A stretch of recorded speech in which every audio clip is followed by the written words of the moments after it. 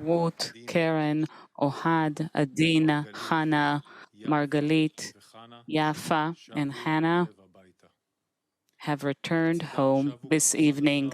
Along with them, 11 foreign nationals have also returned. All of them have undergone initial medical assessment at the Kerem Shalom crossing point, and there is no risk posed to their life. They are now in movement, and soon they will reach the Hatzerim base, where they will contact their families, complete the medical examinations, and from them they will be flown with Israeli Air Force helicopters to the hospitals to meet with their families.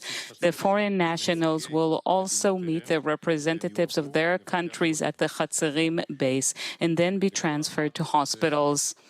Each and every one of the hostages who have returned home this evening, they are an entire world of their own, and it is our moral duty. All the commanders of the IDF and its troops have worked for many weeks together with security agencies to make sure that they return home. We mustn't forget this evening that each and every one of those returning home tonight still has a family member or a relative who has been murdered and is held captive in Gaza. It is great sadness, which is mixed with happiness and excitement. The sight of the hostages returning home and crossing into Israel gave us a great sense of relief, and yet our heart goes out to all the other hostages still kept in Gaza, and we strengthen the families of the hostages tonight. We are constantly thinking about them. It is our moral duty to bring them all back home. We have just started the process. This is the beginning of the process, and we are gearing for the rest of the outline.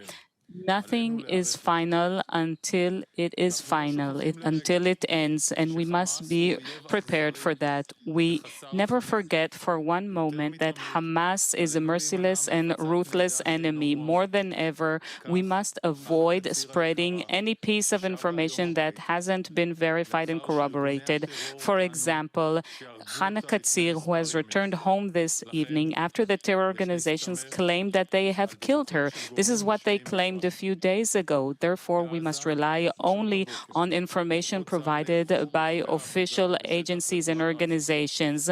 The truce started this morning. The commanders of the IDF briefed their soldiers what to do during this pause. The safety and security of our troops is our topmost priority.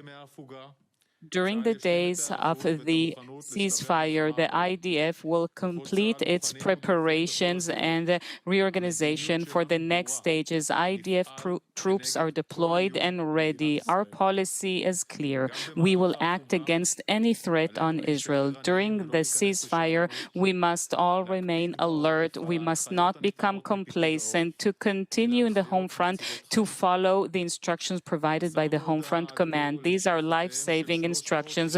We have informed the families of 392 IDF fatalities so far who were killed in action in the battlefield defending Israel. And we remember all these heroes and heroines of our country on this Shabbat evening. It is thanks to what they did. It is thanks to their action in the battlefield that we will win. Our heart goes out to the bereft families. We continue to support them. Questions? Hello?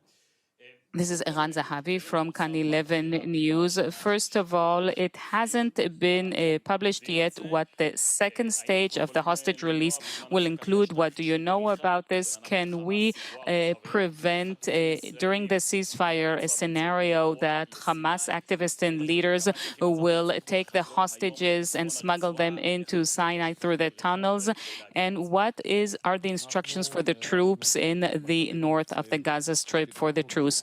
We have prepared, we have instructed our forces. We made sure that the most important thing is the safety and security of our troops. There are very clear terms and conditions to this ceasefire. We are well deployed, and we will know how to do whatever is necessary to make sure that this deal, this agreement will be carried out, of course, while keeping to protect our troops. And we are preparing for the next stage of this deal. Like I said, nothing is final until it's final. We all need to be patient. Once we have detailed information, Nitzan Alon's headquarters, who is managing and coordinating everything, along with the Mossad and the ISA, they will receive all the information. It will convey them with the families. And by the way, adjutancy, along with the hostages headquarters led by Gal Hirsch, we will convey the information to the families, and then we will inform the general population, just like we did today.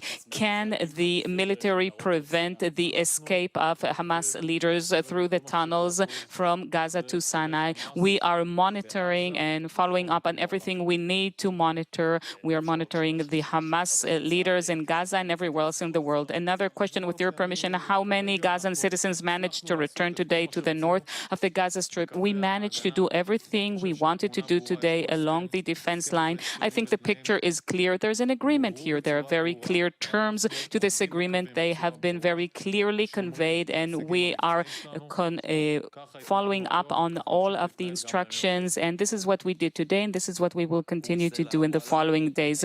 Uri Sela from Walla News. Do you know the reason for the delay in passing on the list of the hostages to be released tomorrow? And does that raise any question marks whether that will happen? Did you receive any guarantees from the U.S. that the U.S. will be able to resume the war in full force after the ceasefire? Regarding the question regarding our preparations for tomorrow's outline, our very best people are working on this. I've just returned from Nitzan Alon's command center, along with people from the Intel and other outstanding individuals. They're working on this around the clock, together with people from the ISA and the Mossad. It's good that we're doing so. You need to be patient. We will first inform the families and then all of the other Israelis. What was your second question? Did you receive any promise or guarantee from the U.S. that once the ceasefire part is over, the IDF will be able to resume combat in full force as it faces international pressure? We are preparing for the next phase of the war.